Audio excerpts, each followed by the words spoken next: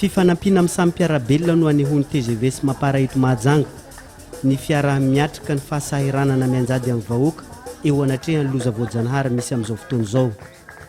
Samy tonga nitondra ny anjara brikiny teto amin'ny siège ny TGV eto Betamanga izy ireo, ny tandahatra nanolotra ny voatsirambin'ny tanana. Mahasamy malagasy raha malahelo mahita an'le havana malagasy rehetraboina any Antananarivo amin'izao fotoana. Tery aho tsy maintsy nandray anjara briky izay mba tokony vitako ho anapigo amin'izao havana any Antananarivo. Io zany nisy toavina malagasy satria atsika gasy ohatrany tanana visy havanana zay didina marary.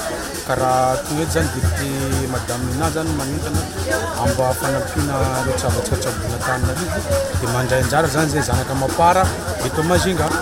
Tsy ny TGV sy Mapara eto Mahajanga ihany no nifanotrona teto, fa ireo avy any amin'ny distrikany Marovoay sy Ambatobony sy ireo hafa ihany koa dia samy mitondra ny anjara brikiny avy. Tonganay avy any amin'ny solotenany amin'ny faritra Ambatobony tonga eto moa dia fitsinjovana indrindra ny firaisankina ny vahoaka malagasy izay mbola tazomin'ny président transition Andry Rajoely présidentna ihany amin'izao, dia tonga izay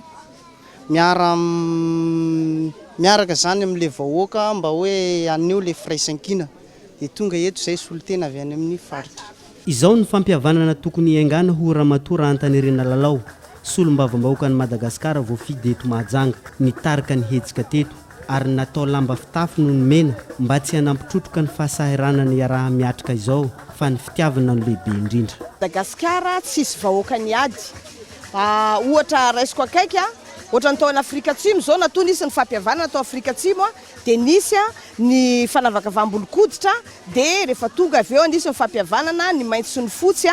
Feto Madagasikara zany mpanao politika no miady eto ary tsy miady hoe manahoana ary mamita bahoaka ny fahitako azy satria ady seza nataon'ny mpanao politika. Ka ny anazy zany angamba fandrebirebena saim-bahoaka fotsiny ary zay no nahatonga ny zahay eo amin'ny miaraka amin'ny filoha Andry Nirina Rajoelina filohan'ny tetezemita teo aloha niala tao anatiny satria fampihavanana ny mpanao politika ny zavatra misy ao fa tsy fampihavanana ahoana. Aminay zany pirofo akaiky zao zavatra zao jerefa mifankatia ny malagasy. Misy hoe olona mbola tsy mahafantatra akory na Antananarivo tsy hitany vao naheno hoe voina mahazo ao Antananarivo amin'izao fotoana zao dia mitondra amin'izay anjara briky zay.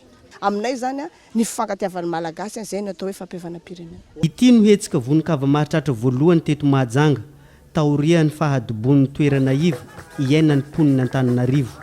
Hetsika izay tokony iarahan'ny malagasy rehetra manao raha ny hevitra ny Mapara sy ny TGV no jerena.